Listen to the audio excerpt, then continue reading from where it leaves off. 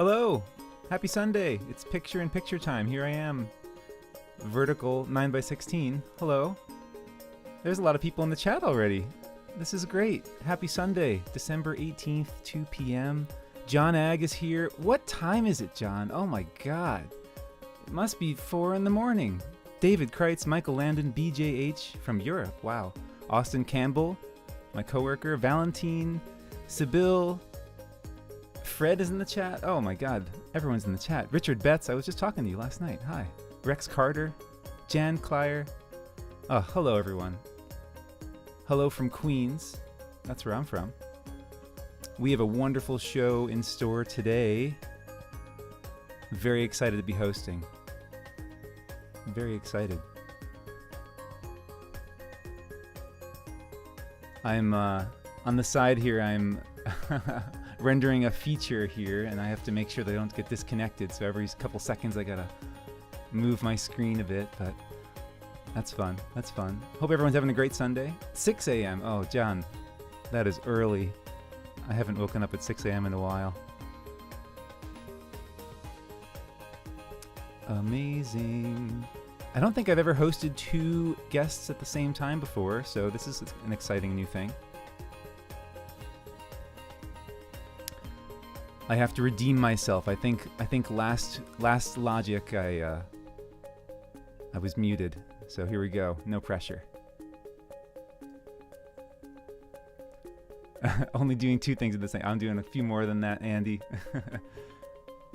Oh, here comes the transition. Hello, everyone. Happy Sunday. Thank you for being here. Logic Live episode 101.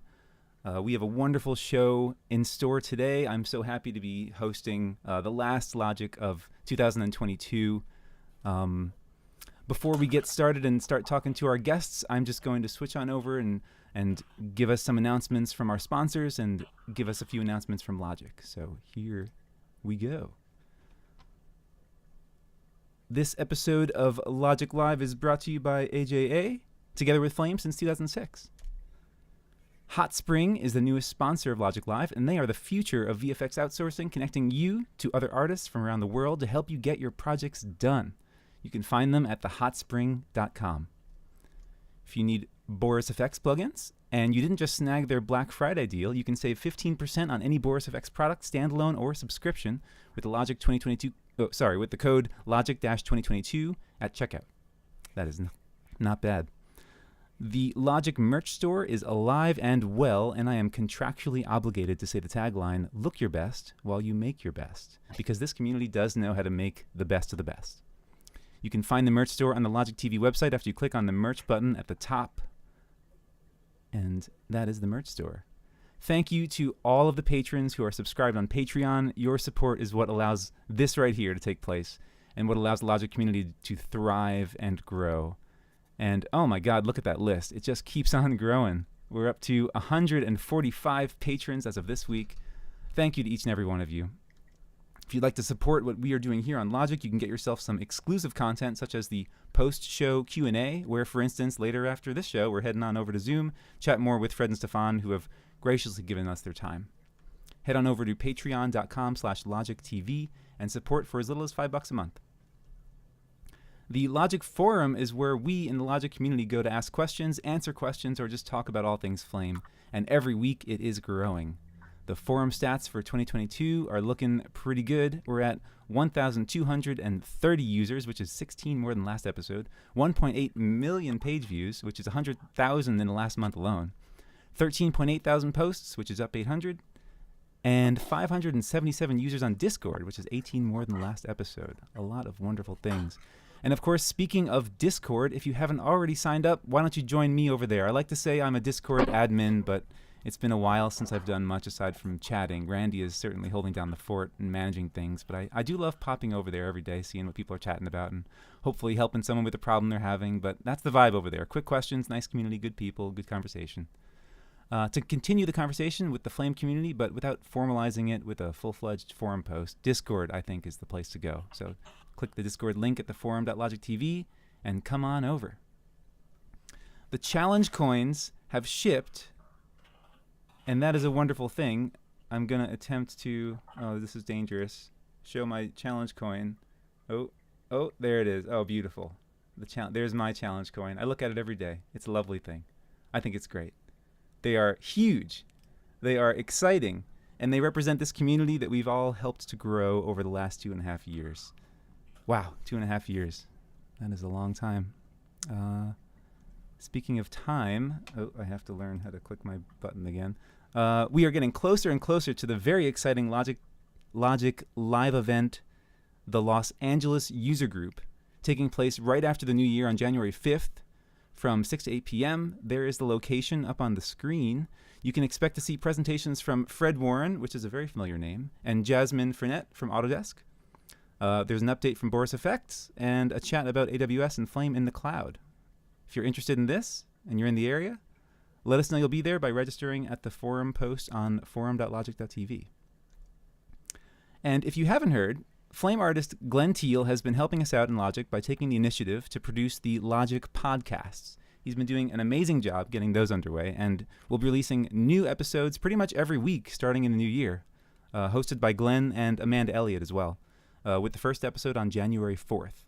If anyone has any suggestions for podcast topics or interview subjects, or if you would like to be interviewed or you have something cool to talk about, shoot a message over to Glenn on the forum. I have his username here on the screen. It's just Glenn Teal, one word. Always great to get more fresh new content in the Logik podcast.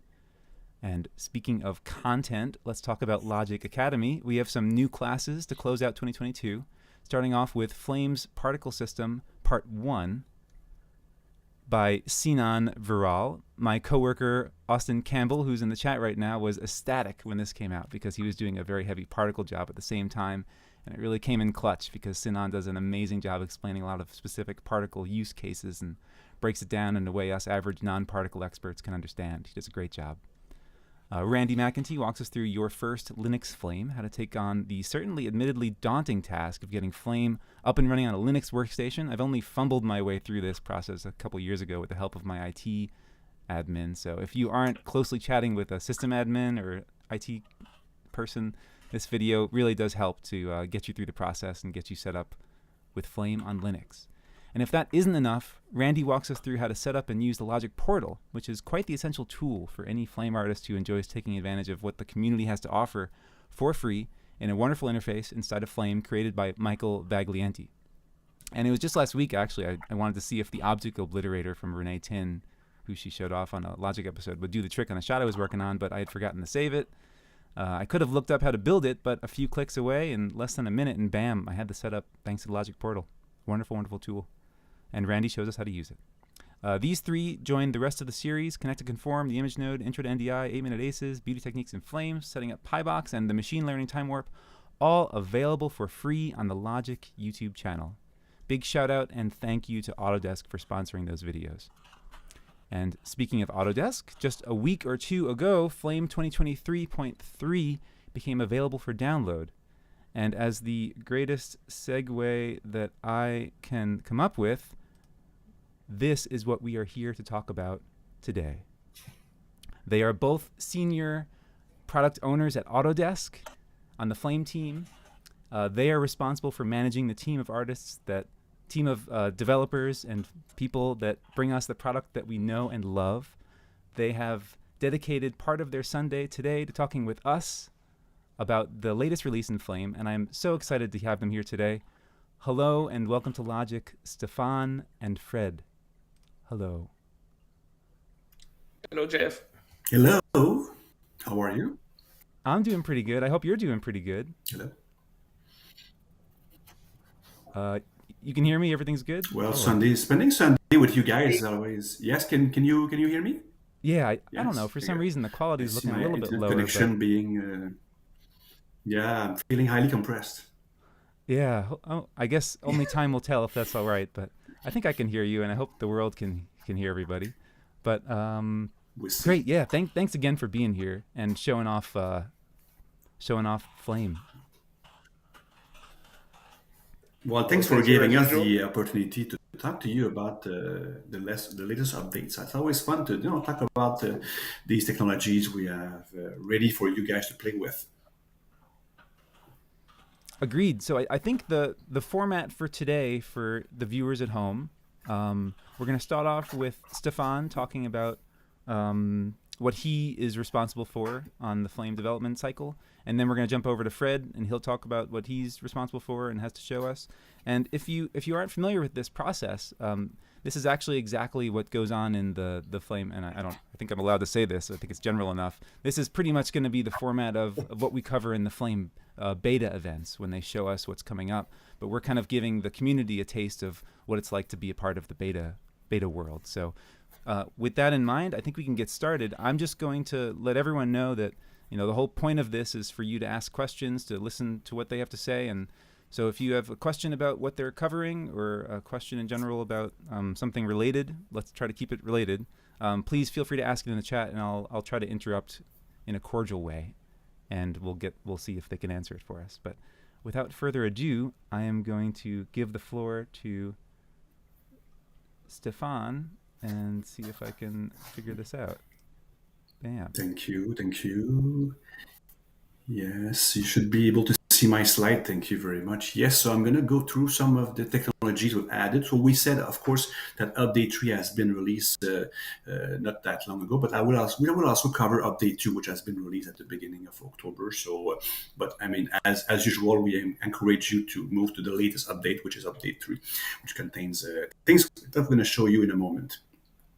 On the hardware and configuration side, that's going to be a super easy update because we're going to be able to install the updates on CentOS 7.6, Rocky Linux 8.5, and also on macOS 10.15.4, which is the minimum requirement for this update. But you can also install it on your macOS 11, 12, and 13, which also has been released by Apple in October. For Update 3, there's a DKU mainly related to cloud infrastructure, so I'm going to talk to that a bit later in the presentation. So like I said, it's going to be an easy upgrade to do on your system if you are already working with the 2023 release train.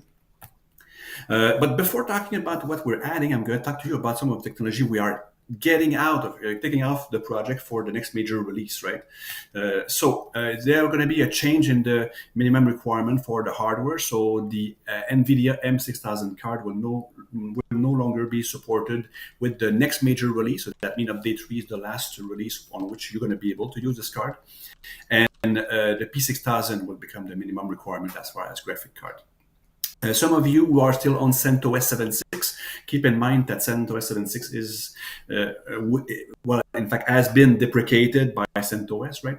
So, and Update 3 will be the last release supported on this operating system. Same thing with macOS 10.15. So that means on Linux, you need to think about your migration to Rocky Linux 8.5, so to be able to run the next major release. And for macOS, well, the minimum requirement will be macOS 11. So keep that in mind when thinking about your upgrades in the year, because you might want to be able to run the next releases on a more recent operating system, which brings you security patches and capabilities, which are quite important these days. Another technology we are removing from the product in the next major release is the Sparks API. This great technology who served us for the last more than 25 years will go away with the next major release. So that means you will not be able to modify Sparks, but at least you're going to be able to restore content from an archive or from a project creation, a project migration. You're going to be able to render it, but you won't be able to modify it, right? Because we are removing this technology. So since OpenFX and batch boxes are used more and more with our products these days, so we took the decision to not migrate this technology for the future. You're going to be able to, like I said, load and render on Linux using Rocky and on macOS Intel. So if you are running macOS Apple Silicon, well, that will not be supported because the Sparks API will not work on this infrastructure. So keep in mind, again, when you're going to do your migration for the next major release, you need to keep in mind these facts since we are removing this technology.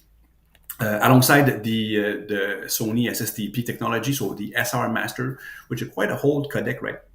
And this technology will not be supported in the next big one. So that means if you restore an archive which contains of the imported content, you might see checkerboard. But if you have cached media for that, there's no problem. You're going to be able to see the content, except that you won't be able to flush the cache because we won't be able to import the media. So again, you need to take these into account when you're going to move to the next major release. One note about licensing, and this is something that if you are using the network license manager, you need to upgrade to the latest and greatest version, which is available on within your Autodesk account or from the Autodesk Knowledge Network. If you don't know AKN, it's a great place to get support articles and other technologies that we provide from to our multiple products. So it's quite easy. Just log into your account, and then you're going to be able to download the network license manager. So then you're going to get the latest and greatest version, or you can just follow the link on this page if you want. So you're going to be able to install, deploy that into your facility, which is quite easy and fun to do. Let's talk about installation. So many of you, especially on macOS, got many feedback related to the various security updates in the latest version of macOS when installing our application. And there were things not correctly working, which has been fixed in our latest updates, right? So mainly, if you were to configure everything related to collaboration on macOS, we've seen that updating to a more recent macOS update was very often removing the etc export file or the etc automaster. So these files now, with the updates, will be created in a way that the updates won't mess with these files, meaning that you won't have to reconfigure these things. And that could be straightforward, because the moment somebody in your facility install an update, well, technology or capabilities might not work, which can be super stressful. And then you call support, you don't know what to do, you have customer waiting for you. So starting with the updates, that is fixed. You also don't have any need to disable the system integrity protection, because when we install the application, we're going to ask too many questions related to permission. And also keep in mind that the full disk access has to be enabled for the various technologies used in our product. So when you're going to install the update, that's going to be straightforward. You're going to double click on the DMG. So then we're going to tell you with this window that we want to administer your computer. So this is where we're going to be able to create the files and create everything we need to make it have a successful installation. So then you're going to put in your credential. We're going to select the drive. So many people were confused about the screen. So, right. So Macintosh HD or HD data. So there's no difference if you were to select one or the other, because we know where to install the data. It's just that the macOS installation shows you all the disk available. So select one of those and then install that on your computer. So after some seconds of installation, we're going to have a successful installation of the application. So you're going to be able to run the product as you are able to. One thing that you need to keep in mind, like I said earlier, but it's always good to repeat these things. So if you go in security and privacy policies, make sure that full disk access is enabled for the various services like Backburner, Stone and Wire, Wiretap Gateway, Wiretap Server. So you're going to have a great experience when you're going to run the application. Well, the same thing applies also for file and folder. You need to make sure that you're remote and the network removable, and the network volumes are also checked in this window. So that way you're going to be able to browse and write to these various disks and folders on your network. So, and after that, that should be a walk in the park using our application. So you're going to start the application. You're going to see the great welcome screen summarizing you the new technologies in the update, and you're going to be able to create project and enjoy workflow with our updates. Something that I talked to you last summer when we had a similar session was the Service Monitor, which is the application that takes care of showing you all the various services and their states, so Backburner, Wiretap Gateway, and so on, right? So you can see the version number. You can also stop and start if there's an issue. But there's also something that people overlook, which is the Diagnostic tab located at the right part of the interface. And this Diagnostic tab allows you to run multiple diagnostics to see if there are issues.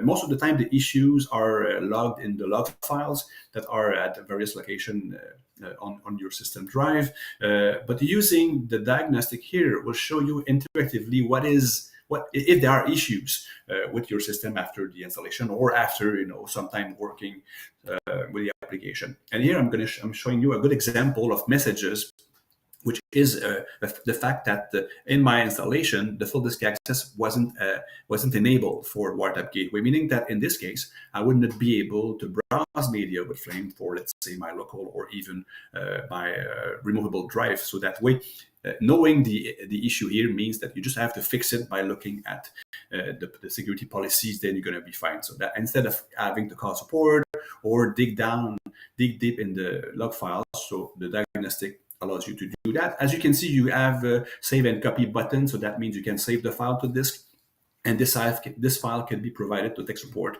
in case you open a ticket for a given problem, because in this file they have many information that they can have a look at and help you diagnose and give you feedback about your config in case of issues.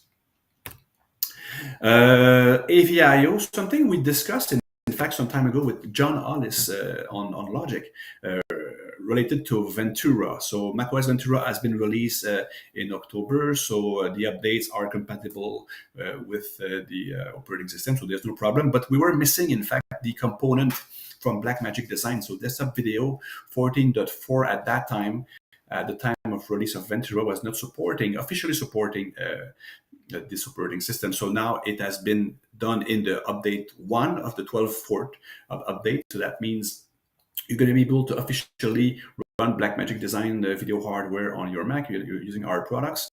This update contains some minor bug fixing. It's compatible with the various 2023 and updates version. So there's no problem at all. Just download it from Blackmagic Design website for Mac OS and Linux.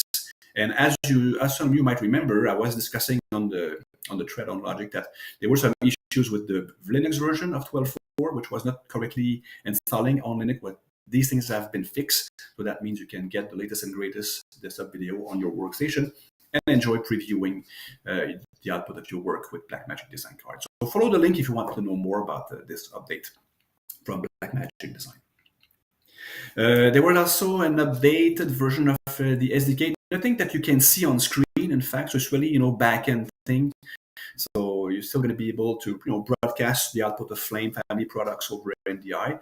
But one of the good things with the updates is they added new tools in their NDI tools package, which you can get if you go on the link on the page. So this NDI tool, especially on Windows, contains a lot of capabilities to be able to manage your NDI network, and yet you have an NDI router. You have also monitoring capabilities. So I would invite you to download these NDI tools and install them in your facilities, because very often when you do NDI broadcasting, you want to have more control on your stream. So these tools, especially on Windows, will give you the capabilities to do so. So NDI is good when we want to broadcast content in your local area network or to your customer using local and wide public internet. But in cloud workflows, we in update 3 went with supporting AWS CDI, standing for Cloud Digital Interface, which is a great technology allowing you to do high fidelity and low latency monitoring up to 12-bit RGB. So that means that from your cloud instance, because this is really a cloud workflow, you are going to be able to broadcast out your signal, which will be managed by the various cloud services, and then you're going to be able to provide this monitoring to your customer who wants to have a very high quality output. We've worked closely with AWS, Streambox, and ColorFront, so we were able, in fact, to broadcast out this signal. So, and in fact, when you're going to use, so this is something, in fact, that we've presented at Interb last month. So we worked closely with our local reseller Visual Graphic and Streambox, so we were able to show on the show floor CDI signal from the cloud with Streambox viewing applications and hardware. And also Fred was also at the show talking to customers and getting feedback on the various capabilities in our product. So it's a good, it's good. It's always fun to go to a trade show to meet you guys wherever you are in the world. Yeah, Stephane, I have to say, before you move on, if that's all right, as someone who works at a facility that is on the cloud, that this is a very interesting subject to me. I just hope, the only thing that we hope for is that it's simple to set up, and but I guess that's where our IT team comes in and is able to help us out with that, huh? Yes. As usual with any cloud technology, we strongly recommend you to work with the system integrator. We know we work with, so they are all listed on our webpage in the Flame on the Cloud FAQ. So they're going to be able to help you deploy Flame and also other technology. CDI is all about networking, right? So you need to be able to configure the right port. We have an extensive documentation about that, and the DKU 17.3 in sync with update 3 takes care of installing for on your instance all the technology you need. But it's good to have these technology people, the system integrators, since they know all the backend technology on the cloud. So if there's a problem, so they can solve it, because cloud, I mean, contains a lot of components, right? And very often these components are outside of our applications. So you need to be careful while doing the configuration. But afterward, when you're going to go in Flame, it's going to be quite straightforward, because you just have to start the setup application. You enable CDI the same way you would enable AGA, Blackmagic, or NDI for your video and audio devices, and you would enable the various preview timing you want to work with. And then, well, the rest is business as usual. So you go in your broadcast monitor preferences, then you're going to see CDI the same way as I said you would be able to see NDI or other tech. And then you have your broadcast color space where you can use the right format and some networking capabilities, because NDI is really CDI, sorry, is really about networking. So you're going to be able to connect to the various services on your network, and then you're going to be able to provide the signal to either Streambox using their Spectre product, or even, in fact, they even have an Apple TV application on which you can use to broadcast to your customers. So it's not only about high-end broadcasting. I mean, it's also about monitoring with multiple devices. And you can follow the link on this page if you want to know more about their technology. And you have also similar capabilities on the color front side with their streaming server Mini.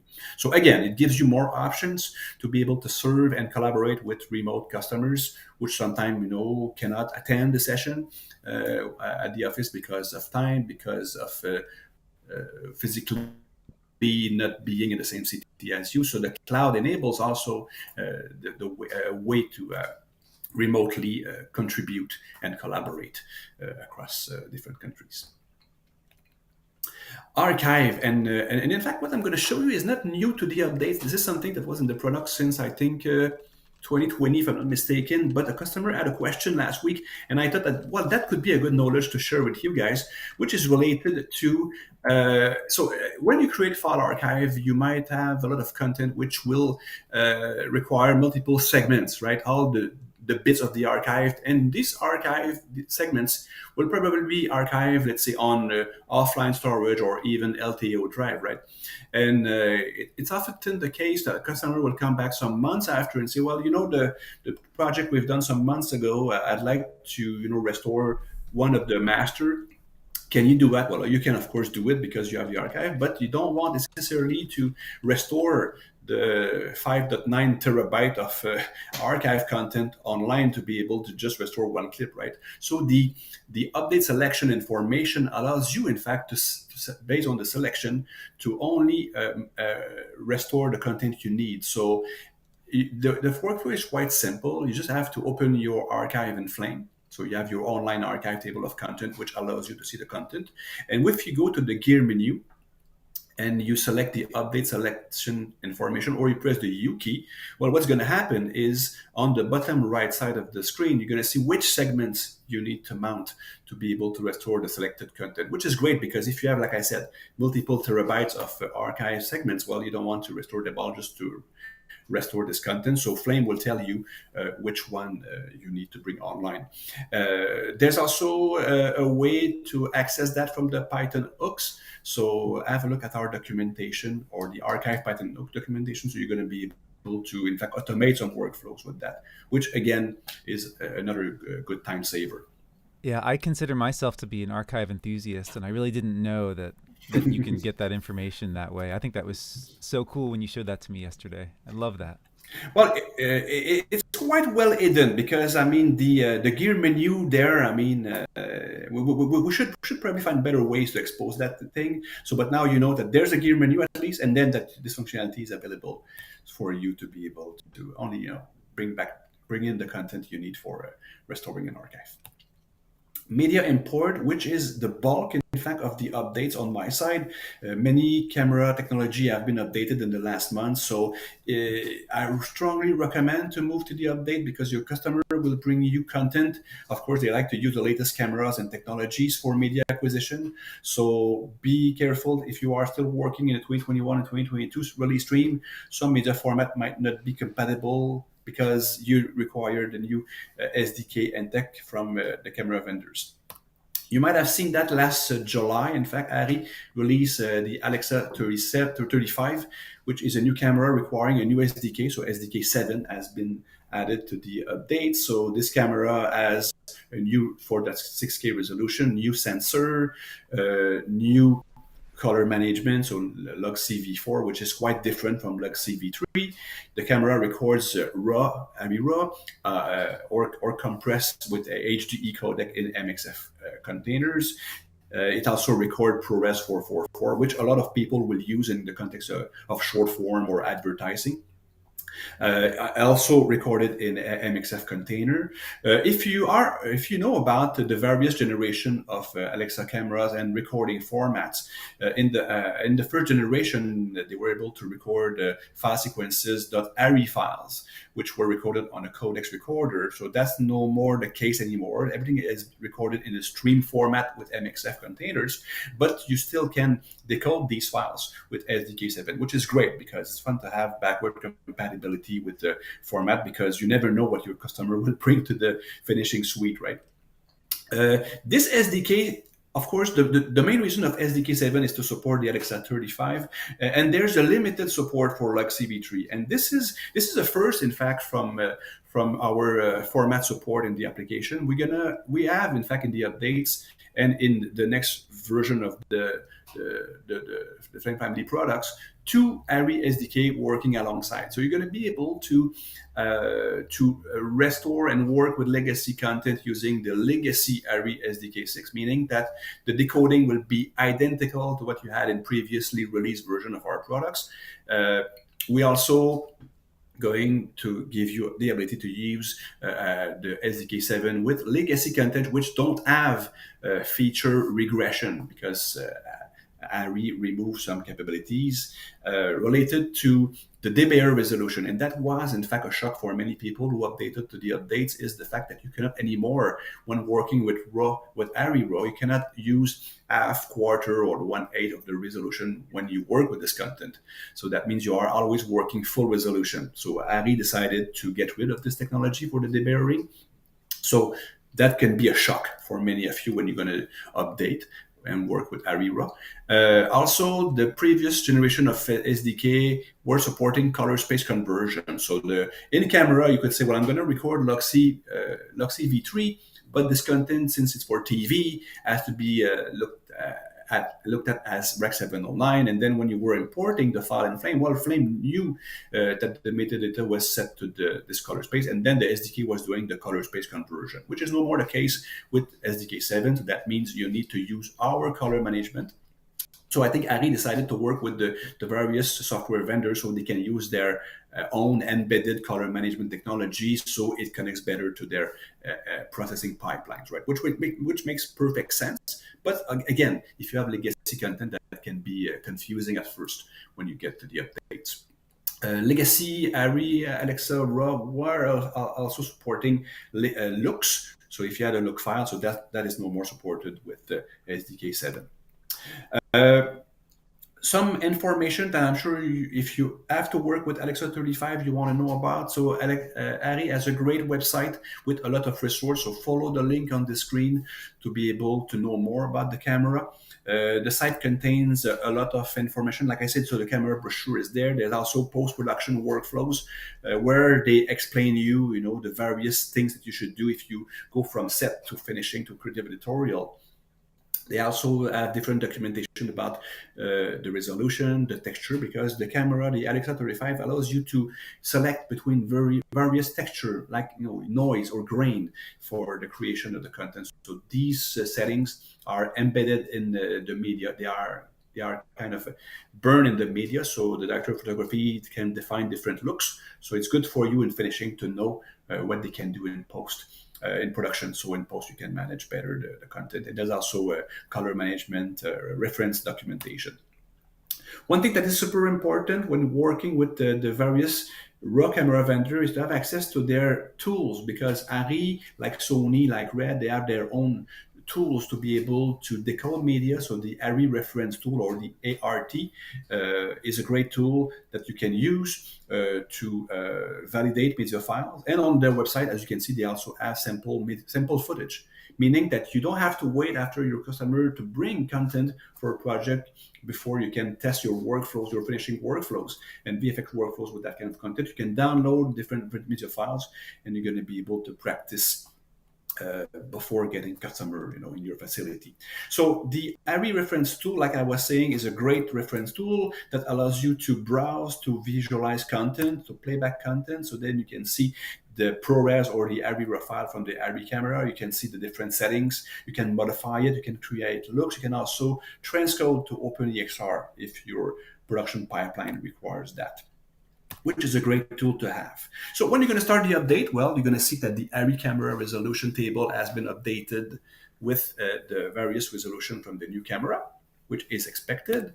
You're going to be able, like I said, to browse. When you're going to select camera content from the LXR35, you're going to see the ARRI Log CV4 color management in Media Hub. You're going to see a new format section that is the ARRI RAW 7, meaning that this is the raw format using SDK 7 with the various metadata about the SDK version, because as you expect, the camera vendors update this technology very frequently based on feedback, which is great. So you're going to have also access to the image, the mirroring resolution, and metadata options, so you can customize your import for the raw format. If you were to browse legacy content, then you would get the ARRI Log C for content that has no feature deprecated in the new SDK. So this is what you see on screen right now. So again, you are also able to select various color transform for tagging or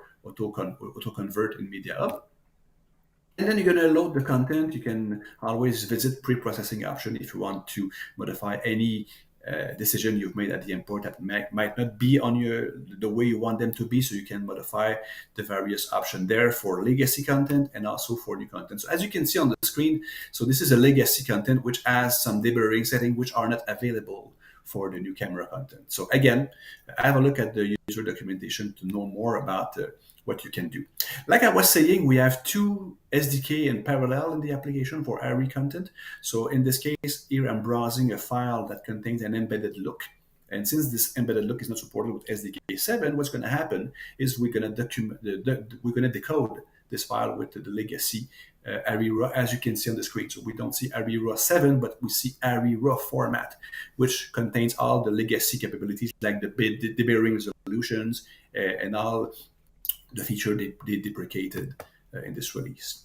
Like I said, to ensure that what you're going to restore from archive or project conversion is managed the same way. So the moment you're going to restore from an archive, your legacy content, we're going to use the legacy SDK. So you're going to make sure it's so legacy SDK 6, as you can see on the screen. So making sure that the pixel precision of the decoding is the same. So if you had to modify a shot in an already released project of yours, well, then you would make sure that everything is working as expected. Same thing for your batch scene, as you can see on the screen right now. So all in all, more flexibility and more support for most recent camera format in the product for ARRI. Yeah, and as someone who does color grading in Flame, I have to say it's really appreciated that you're constantly staying up to date on the latest camera stuff, because our clients are certainly going to be using the latest and greatest, and whenever we can't, it's always that awkward moment. So it's good to hear that you're keeping us up to date on that front.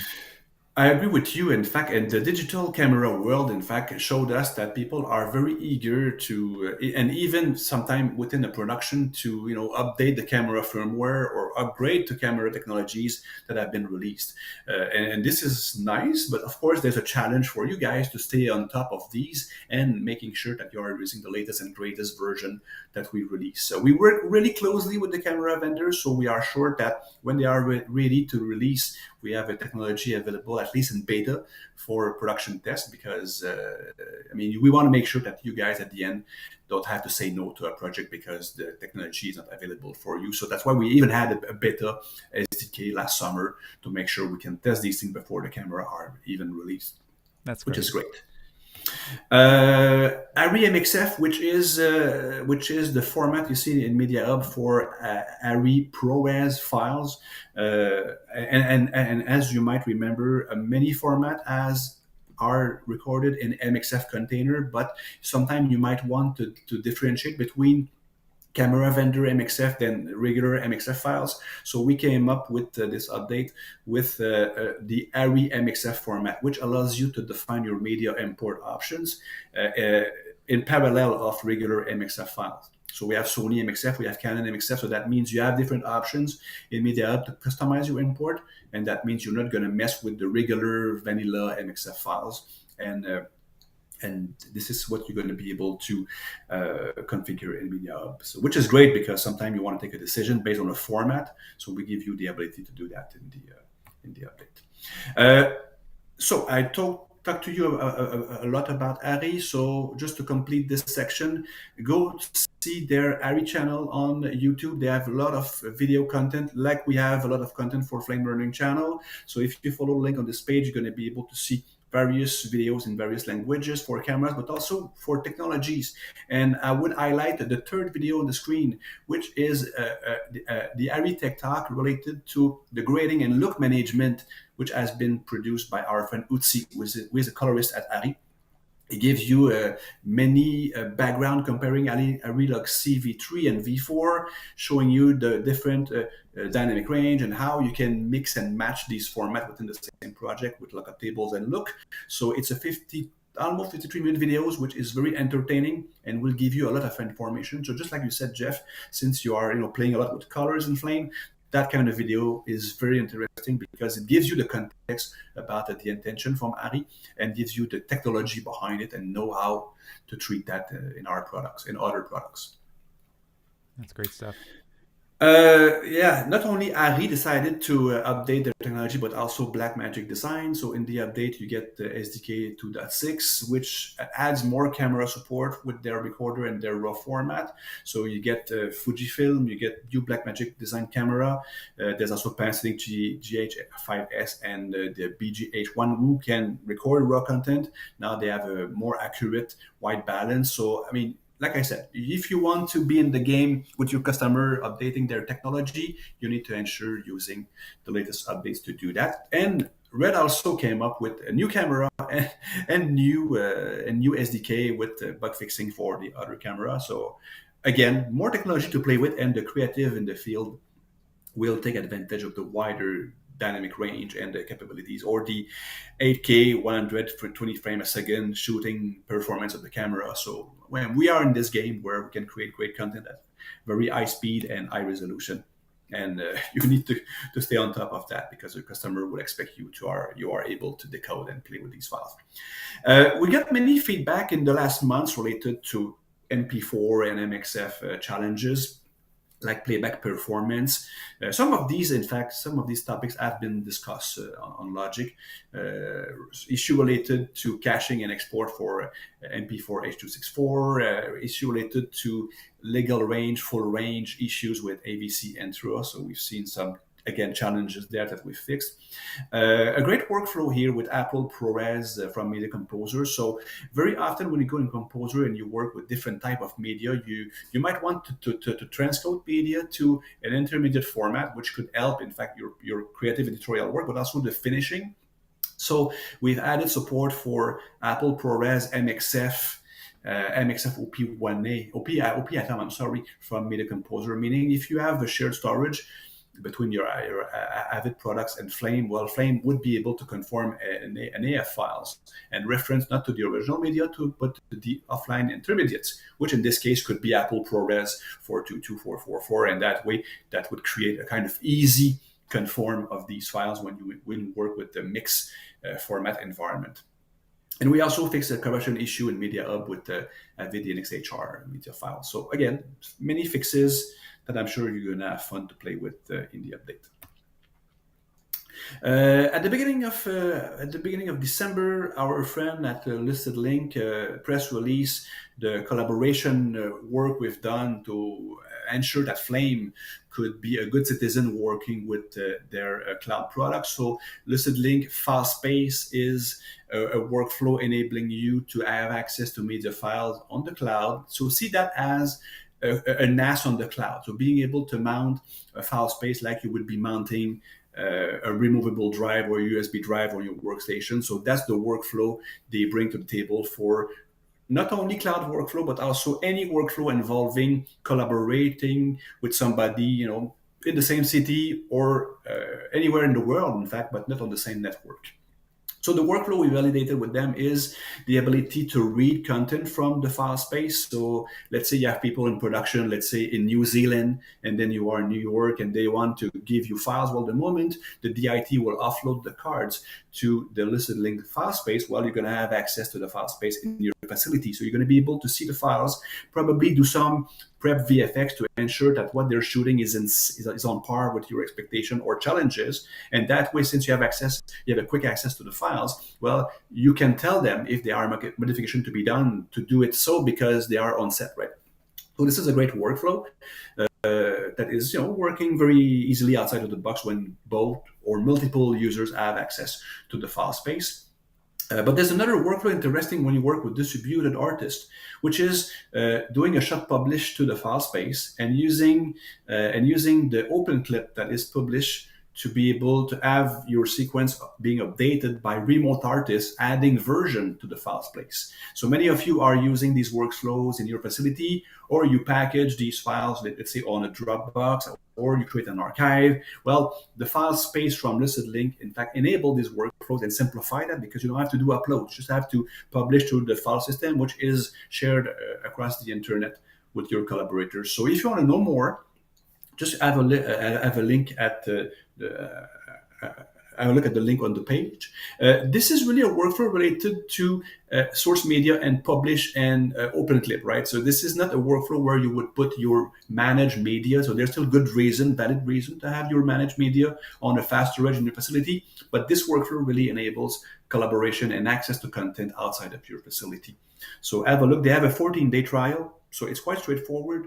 You just have to open an account. They have a Linux, Windows, and macOS client, which you will install on your workstation. So in my case, I installed the client on my Rocky Linux box.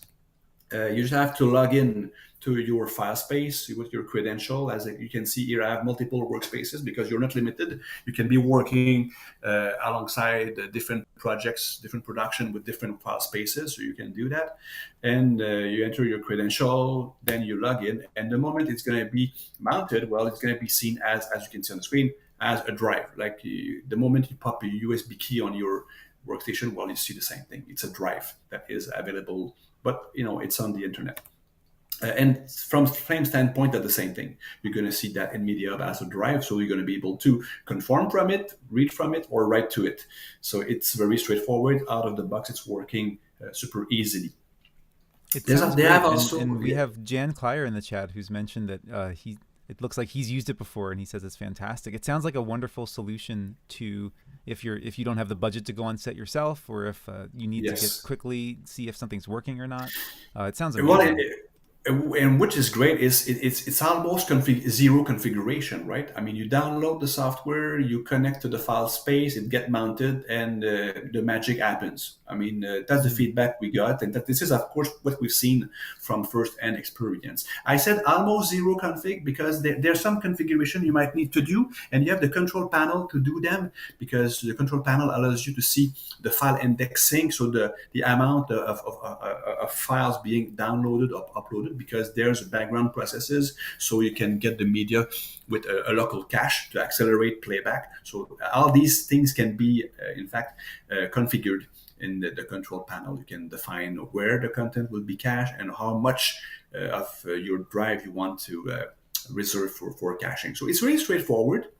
But like I said, it's almost zero configuration, except in the case where you want from our product, if you want to be able to use caching and proxy on your local disk. So the moment you will mount the LucidLink file space on your computer, it's a single user access, meaning that if I am logged with my credential, Stephane, right? So I can mount my LucidLink, and if you, Jeff, you were to open a session, well, you would not be able to see the drive because it's a single, by default, it's a single, so it's very secure. So they wanted to make sure that not everybody had access to the disk, to protect security and content, which is good. But there are ways, in fact, to enable multiple users access to the file link. And there's a link on the page, so if you want to know more. But in the case you want to be able to cache or proxy generation in our products, you will need to enable the multi-user capability because the services run at root. And that could be a problem. So our friend David Klunko-Wise had some issues about that. So he was able to test the documentation from LucidLink. He was able to make it work very easily. You can also automate these things with AutoMount, with System T. So that means when you boot your workstation, it's enabled to be multi-user, blah, blah, blah, and it works in your facility the way it should. So it's quite straightforward. And I tell you, I mean, many people using it were quite happy to play with this technology. So again, it's another tool in your tool set when doing finishing with remote artists in our product. So updates are not only about things we're adding, it's also about fixed issues. And these are good, very good reason very often to update the latest release. So there were, again, conversation on the Logik portal about issues related to aspect ratio. So some people reported that when they were entering a custom resolution, the ratio was kind of weird. So we fixed that in the update. So it's going to directly show the right information, so you won't be confused about the rounding up of aspect ratio. Some users also reported that when they were downloading assets from fxelement.com, which are shot on red, so they were not able to browse the files for a very interesting reason, because the red camera records content into an RDC folder. And the name of the folder .rdc is also the name of the media files, which can be multi-segment. So if you have a long recording, you can have a segment 1, 2, 3, and 4. So then we can create a clip encompassing all these segments. So, but the fact that renaming the name of the folder, what FX Element do to put the name of the asset in their database, was causing issue in Flame. That's no more the case. You're going to be able to download content from their website and use them in Flame, and browse them the same way you are able to browse any content. Some fixes related to Python API and also color sampler have been done in the update. Some batch token using the second token was not behaving like it should have been, so that has been fixed. Same thing for the defined batch, which is now working with burn and background reactor output. Some expression and animation channel editor issue have been fixed. One of the issue that we were very happy to fix in the update is the batch effects that you can see on the screen. And that was a very difficult one, in fact, to get information about, because it was a random crash. So a random crash that was happening sometime, but not in other times. So we were able to work very closely with a few guys who reported the issue. We were able to get way to reproduce that, and then we provide a fix. So if you evenly work with BFX, and you very often have to go in and out of BFX in a session, just for this thing, I would update to update 3 as soon as I can, because stability in these workflows is super important. And that brings me to the topic of when you have that kind of issues, don't be afraid to get to our technical support team, which will be able to help you narrow down the issue, to get content so we can have a look in the lab and we can reproduce them. But lately, what I've seen is many of you guys quickly went to support, provided media files or even content, and we were able to, again, quickly assess and fix issues and provide solution for you at the end of the day. Another important issue is if you work with, so we talked a lot about the ARRI MXF in the previous sections.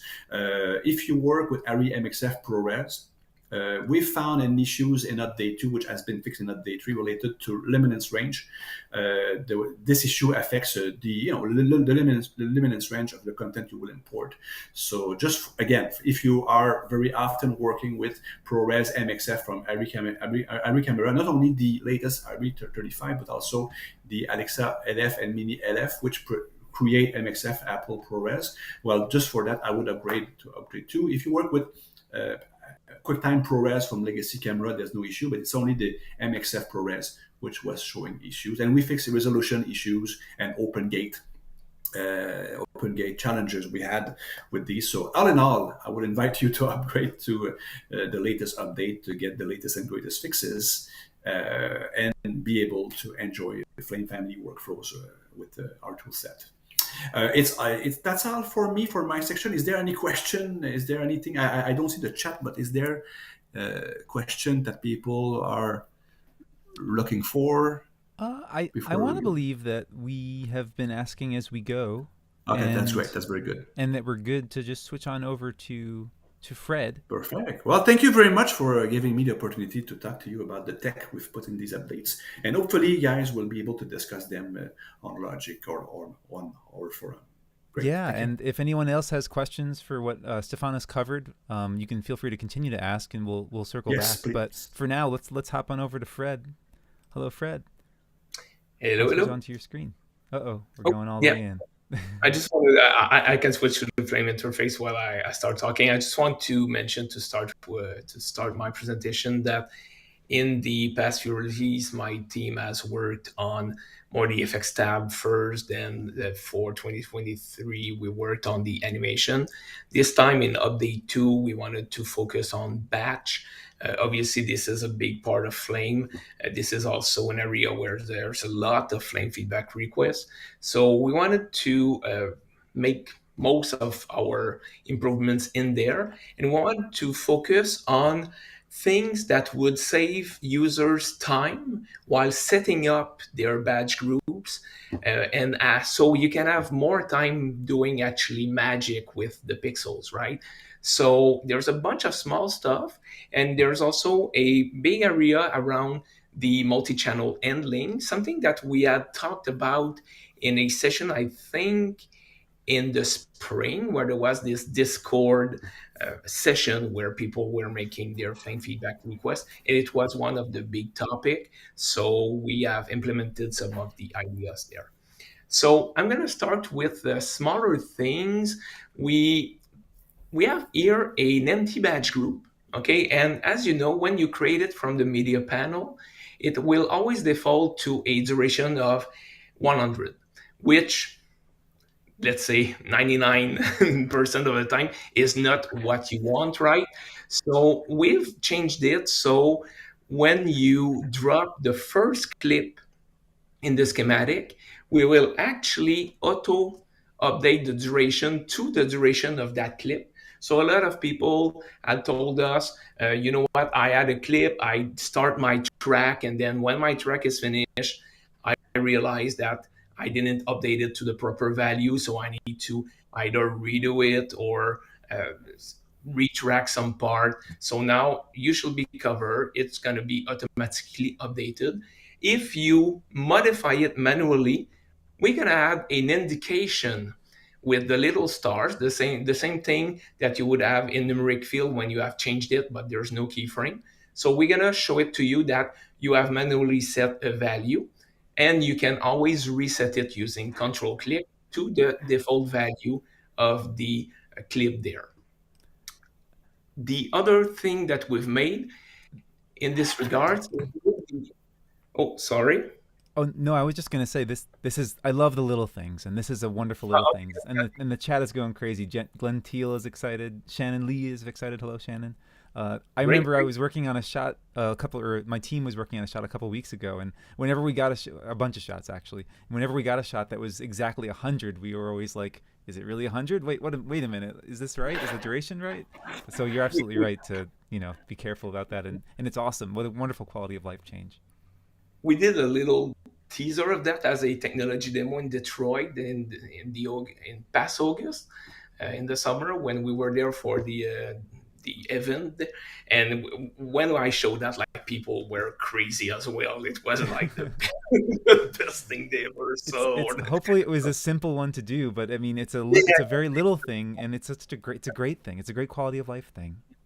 But this was really the focus. So things that you always have to manually set, and don't forget to do it. And it's the same for the other one that we've made for the render node and the refine node, where when you would add them to the schematic or to your setup, they would be initialized with the duration of your batch group. The problem was that if you would then modify it, it wouldn't follow, right? So what we've done is we've reworked the UI a little bit to add a new option, which is setup, that by default will automatically adjust to the changes you're doing to the start frame or to the end frame or to the duration. So if I modify that manually, then this one will update. If I change my start frame for 1001, that's gonna automatically update you. You no longer have to render and then say, oh, I forgot, I extended my scene, I forgot to adjust the render node, the refine node. Now it's done for you. And if you want to render a single frame or something like that, you can still go to the custom option and then set the end frame you want for that node. And that's going to render the range that you are looking for. That's great, and I can't imagine anyone would have any problem with that, because you have both the original way of working as well as a new, more efficient way of working. The default option is setup, which was a little bit what you had before, because as I said, it would initialize to the current value, but then you just need to switch to custom to have the same workflow as before. I'm gonna switch back to another batch group for a multi-channel, multiple improvements that we've made there. So the first one, if we look at that clip, which is a multi-channel clip, before, if you had multiple channel, you would have a single gray output tab on the clip node. Now we have exposed the result and matte output, so you can just easily connect to them. And we've also made it for both the clip node action and other nodes that will actually expand, like the mux, for example. If you try to connect something, they will expand toward the bottom of the screen now. So before it was centered. So if you want to connect something to, let's say, the result output, you would approach the tab, and then the result output would be at the top of the screen or even outside of the screen. So you would have to pan in your scene first or extend it. So now it's gonna always be the result tab will always be in the same location, so it's much easier for you to connect. We're gonna expand the node with the Shift C shortcut. You see that I have a lot of channels there. By default, we will automatically set the size or the width of the clip node, so you see all the channels named by default. So if you would have longer channels name, it would be a little bit wider like that, but so you don't have to actually go resize every time to see all your channel names. And one of the biggest thing that we had request wise was, is it possible to hide the channels that I'm not working on? And also, is it possible not to cache the media for the channels that I'm not using?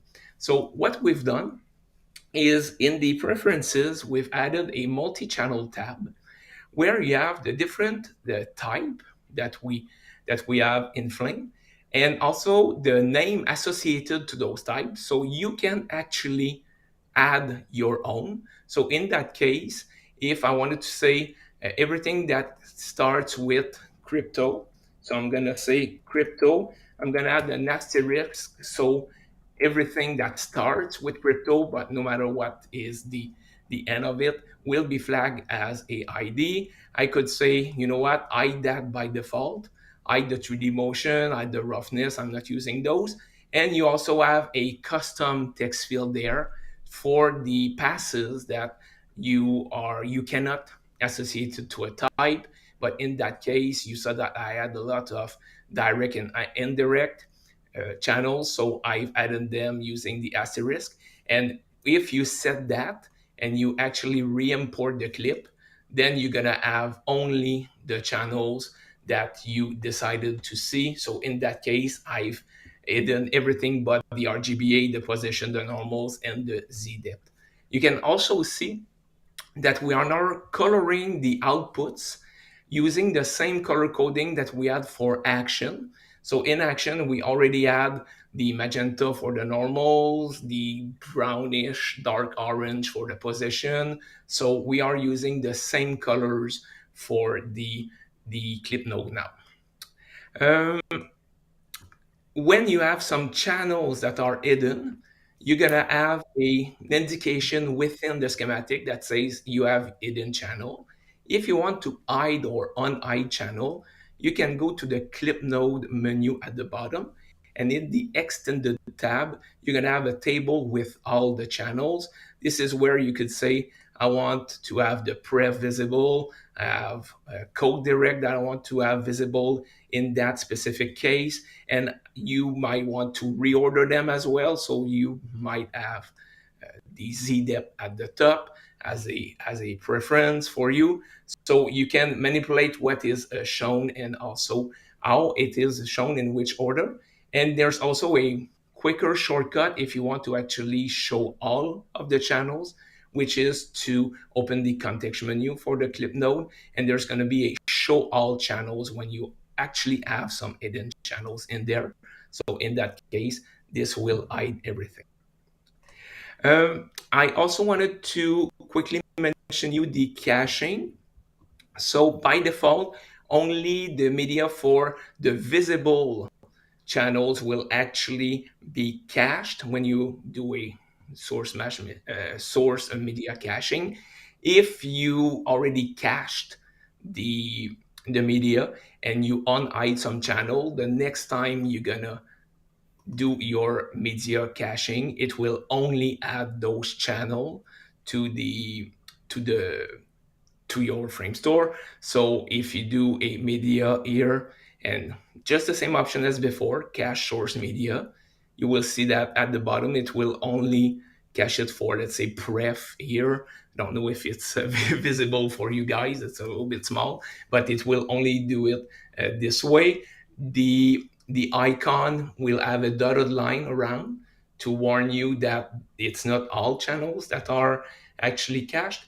And also, if you want to then hide some channels for which you add the media cache, you can always use the media flush source media cache for the hidden channels. So that will help you regain some space for passes that you are not using. The next thing we did is another update for the render in the right file, where we had people, and it was actually one of the most requested feature we had, was it's a little bit tedious to connect all the channels to a right file node. You need to add the node, you need to set it to multi-channel, the correct amount of channels, and then do all the connections one by one. So we've added for action for every node basically, but it's mostly useful for multi-channel, an option that says add a render node or a right file node. So you can say add render multi-channel, and it will add it with the multi-channel, the correct amount of channels, and also all the connections made. So that's very useful and quick. And one of the things that we wanted to start working on, there's even like this week, I think there was a topic on this on Logik about how we are losing some metadata with the EXRs file types in particular. So we worked on the name in update 2. So if I take my clip here and I say add a right file that is multi-channel, you're gonna see that I will have the same result, but I also have a new submenu that is called channels, in which I have all the channels of my right file and also the names for it. It's the same for the render node. The only difference is that for the render node, you can actually have different names for the RGB or the channel and the associated alpha. So you would unsync the name using this column there. And if you make some changes to the node that has the connection. So for example, here I would go to my output and I would say rename that Jeff. Okay. Obviously, this won't be a live connection, so the names won't be updated automatically. But you can say use input names, and that will actually update to Jeff just like that. So it's really useful. You can now just automatically add them, and everything is set and connected for you. That's great. I know I've been in the boat of having to manually connect maybe 10 or so connections before, so this is a wonderful thing. This is great. And you always make like this little error or a little mistake, so now it's all done for you. So it should all be good. And you said it's action is the popular one, but it can be used in other scenarios, like maybe a mux as well. Yeah, oh yeah, sure. But obviously, you always have the transform here. You will have the options to add a multi-channel, but in that case, it would still always be two outputs, right? So it's a little bit less useful, but it can work. But the big gain is for the nodes where you have multiple outputs. So clip nodes can be like unlimited. Same thing for action if you want. So it's really in those scenarios that is most useful. Another popular request we had was for, and I'm gonna use this one here. I'm gonna switch back to the basic menu, and I will actually just change this so I render only one frame. Was when you use a write file node to write on the file system to automatically re-import the clip so you can continue working on it. So it's almost as if you would export kind of a work in progress or something for verification, but you want to continue working. So we've added an option at the bottom there that is called add to workspace, in which, just like in the render node, you can select a destination. So in that case, I would say render that to my batch reels, maybe directly to my schematic. And then when you will render, you will actually have your clip back right away in your media panel. And in that case, added to the schematic because we have elected to render it there. So just a shortcut. So in that situation, you do not have to actually go on your file system through the media hub, locate the file, re-import it. It's all done automatically for you. That's great. I know I can speak for many people that I know I was using the Python hook that brings it back in, but to have it automatically integrated is a nice thing. Does it work for the render node as well as the write node, or is it just the write node? But for the render node, you would already elect where you wanted where to render it. So you could already say render back to my that makes sense. Great. That's a great thing. Next one, change of topic a little bit. Just a small update on the animation workflow. So I'm going to switch to my animation view here. We've added the support for a edit box. So if I select only one channel here, for example, by default, when you're gonna select multiple keyframes, so I'm gonna draw a lasso, you're gonna have a knitted box around all the different keyframes with a pivot point that can also be used to constrain movement. So when you have the edit box, you can actually click anywhere within it to move the keyframe, okay? But you can also constrain the movement using the widget. So the red line will move only on X, the green line will only move on Y. So it was still possible to do that before using the shift key, but now it's one less hotkey for you. And obviously you can also resize the channel. So instead of using X scale and Y scale, you can just do it manually, right that using the different control points around the edit box. You have the same shortcut as in the Gmask edit box. So for example, if you want a symmetric resize, you could use the Alt shortcut to do that while you are manipulating the key. And the pivot can actually be moved. So if you use Control Alt, you can move the pivot to a desired location, or you can right click or open the context menu for a keyframe and say move the edit button there. And then when you're gonna do your resize, it's gonna be around that pivot. That's really great, because I know that when the edit box was introduced for the GMask tracer, that was quite the game changer, and that like really put the GMask tracer on the map, so to speak. So putting it in here is a wonderful addition as well. If people do not like it and prefer the legacy workflow, it can be disabled using the show edit box option there. And just as a note, something that was brought up on Logik, we had removed the automatic channel selection and we brought it back in update 2. The edit box works also on multiple channel selection. So if I select the channels from if I select keyframes from 2 channels, it will be able to resize both channels at once. And it's also available from the dope sheet. So if I do a frame here and select keyframes, then I can resize those keyframes like this using the edit box as well.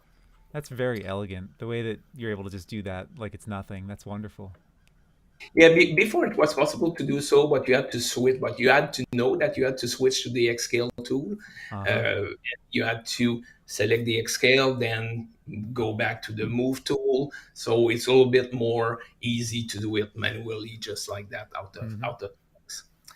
The next things, 3 quick things. Okay.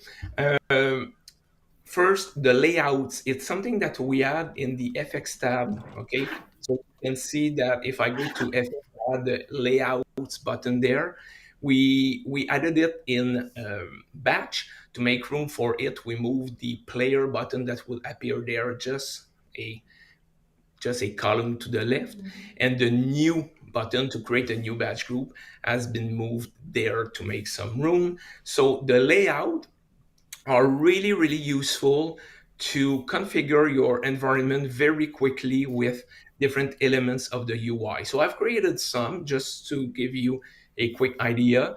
But for example, if I have my media panel open here, but I am in my schematic, but what I want to do is quickly check this clip a little bit more full screen with the scopes.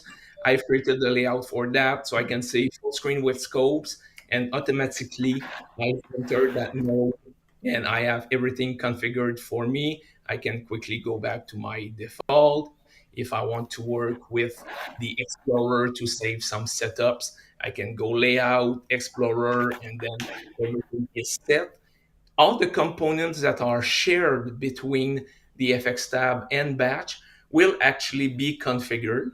But if you have something, for example, I've created one in the FX tab where I just get rid of the storyboard and the timeline FX pipeline there. If you try to use that in batch, it won't be available because there's nothing for batch to do with this one. You can manage your layout and you can assign shortcuts to them. By default, there's no keystroke associated to them. So if you go to, wrong shortcut on my part. So if you go to your shortcut editor here and you search for layout, you're gonna see, sorry about that. You're gonna see that I have all my layouts there, and I've assigned a common 1, 2, and 3 to the 3 first layout that could be available. If you go to your manage layout, you can assign the shortcut. So that way it's really, really quick from one layout to another, just using those shortcuts like that. The other small improvement that we've made is to be able to search your batch schematic, just like you would do in the timeline with the timeline search. So here you have some criteria. So for the name, the node type, the node, is there an animation? Is there like a no output connection, everything that is related to the resolution and the color space.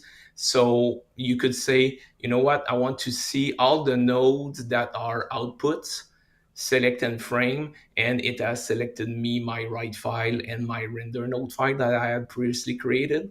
And you can create presets. So if you look at the pull down menu next to the magnifying glass there, you can say I've created something like show me what is animated, and also show me which nodes have errors. So in this case, it's only this one. So you can quickly debug your schematic with the preset that you have created. And the last, Does oh, it, sorry. I just have a quick question. Does it select the nodes in question, or does it just show you where they are? It will. You have the option to do both, actually. So if we go back here, you're gonna be able to select the node or select and frame. Okay. So in that case, if I add my schematic like this, and I wanted to say, show me my output nodes. Okay. If I do select, it will keep the same framing and select both of these nodes. But if you say select and frame, then it's going to zoom in the schematic to show you the two selection. Just as a little reminder, not something that is new, but when you have multiple selected nodes in your schematic, so if, let me do this, and I don't even have to redo the search because they are already selected. If you use tab, you will actually cycle through the selected node, and they will be framed at the center of your schematic. So if you were like this and you said select, then you could still do a tab and toggle between all the nodes that were selected by the I batch. love that. I did not know that, and I think that's great. And I think the search feature obviously is most useful for those bigger batch setups, but I was in a scenario just the other day where I was replacing my source footage that was seen linear with Rec 709 sources, and some of my nodes didn't update, and so they had the wrong color space. Man, it would be great to be able to just search for the original color space, and it would tell me exactly which nodes needed to be like disconnected and reconnected without having to like carefully look through everything. So that's amazing. That's wonderful. Batch search is there for this exact reason. Just a quick note, Jeff, if you only have one node selected, so in this case, if I select a 2D transform and I use tab, since there's no multiple selection, it won't cycle through the selected node, but it will cycle through all the node of the same type. So in this case, it will cycle through all the 2D transform nodes. Interesting. I did not know that feature, so that's very cool. Another quick tip. Finally, not like the biggest demo, but I just wanted to mention that we also did some work for the Python API for the custom action. We have a lot of requests about being able to put your custom action wherever you want. So we've done that. So if I open my context menu here, you see that this bunch of actions are customs. And I just say like, this is my first menu in which I have two actions, but also two sub menus. I have another sub menu like this, and I also have actions that are actually at the first level of the custom menu. So if we quickly look at the script there, you have things like being able to define let me go here, the name of your item, the hierarchy, so in which menu it is, in which order it is displayed. You can also add some separators if you want between some action. So it's really configurable now. You can set it the way you want. Very cool. I know Andy always goes crazy about Python stuff, and I think he's in the chat here. So there we go. He already talks about it. And that's it for my part, Jeff. Great. Well, if anyone has any last-minute questions for either Stephane or Fred, that was wonderful. That was some great stuff. All new in 2023.3. Oh, sorry, I saw John. Don't forget for up. We actually did that for John. He's the one who made that request. Mhm. We added here. We added a for up. Before we had a four up layout that was a quadrant like this, and we've added a four up that are next one to the other. So if you are using a widescreen monitor, for example, this could be a layout that is interesting to you. We could have called it the John Ag 4-up. Yeah, we could have. Well, wow, this was great. It's looking like there's just a big thank you in the chat. So no further questions for this, but I'm sure people will have some questions in the patrons Q&A afterwards, which thanks again for being available for that. So Great. thanks you very much to Stephane and Fred, and I'll see you over in the patrons chat. Take care. Before we move on to prize time, I think I hear from Logik Studios the sound of someone walking in the door, so to speak. Where is he? Oh, there he is. And I think there's someone who wants to make a special announcement here. Say hello to our final special guest of the day. Drum roll. I don't know where the drum roll is. Andy Milkus. There he is. Oh, I forgot to send you the drum roll sound effect. Wait. Man, there's always something. There it is. There it is. There it is. Well, hello. Hey, man. I love your shirt, by the way. Oh, thank you. It's stylish. Yeah. It fits, and right? It gets You're the looking job your done. best while you're doing your best. Dude, great job. And I just wanted to pop on and thank everybody in the Logik community for an amazing 2022. Like you said, we crossed 100 episodes. We did, I can't remember how many Logik Academies and the podcasts. I want to thank everybody who's stepped up and helped out with Logik this year. So Amanda and you, Jeff, for hosting the shows, Glenn for all the stuff with the podcasts, and of course Amanda for hosting podcasts as well. I got to give a major amount of Logik love to my friend Randy McEntee for everything that he's done to keep this thing going and pushing it in new directions. We've got some great stuff that we're working on for 2023. Jeff's going to tell you about the episodes of the show that we have coming up. Like he said, Glenn's got a bunch of podcast episodes already produced, so we'll be releasing those every Wednesday in 2023. Randy has been experimenting with a new learning platform, which has actually been a lot of fun for the last couple of weeks. If you're interested in seeing what he's got in store, definitely hit him up on the forum. It's going to be a great 2023 for Logik. Of course, I'm looking forward to seeing everybody in LA on the 5th, and that's it. Thank you very much, Jeff. You're doing an amazing job, and I'm going to hand the microphone back over to you, and let's give away some stuff and finish up the year. Great year. Appreciate it, and the sentiment is shared for sure. So let us give away a few pieces of merch in prize time. Today's prizes will be a Logik beanie and a Logik mug. So let's give away a Logik beanie because it's getting warm out. I know I wear a beanie when I go outside, so let's see if this Mac Mini can handle prize time. So I'm gonna click to spin, and hopefully it's not too slow, but who is the winner here? It is... We've mentioned him many times. It's John Ag. John Ag has won a Logik beanie. I'm sure Andy loves sending things to Australia. Well, the good news is, Jeff, it'll get there in time for cold weather. Oh, that's right. Yeah. That's right. Oh, that's right. It's not very cold there right now. Oh, my God. Well, he won a beanie. Let's see who's winning a Logik mug that you can use for a hot beverage. Hot beverage mug is going to... Michael Landon. Congratulations, Michael Landon. You've won a Logik mug. Wow, just in time for the music to end. Wonderful. So let us switch over to the slideshow one last time. If my beach Oh, wait, ball Jeff, will go... hold on. We do have one more license of optics to give away this year. Oh, so let's give away one more license of optics for this year. Let's see. Prize time part 2. Is the music gone for good? Wait for it. Oh, there it is. It's back. We're back. Okay, let's give away optics. Optics, license of optics is going to... It's looking like Nick Smith. Congratulations, winning a license of optics. Wonderful.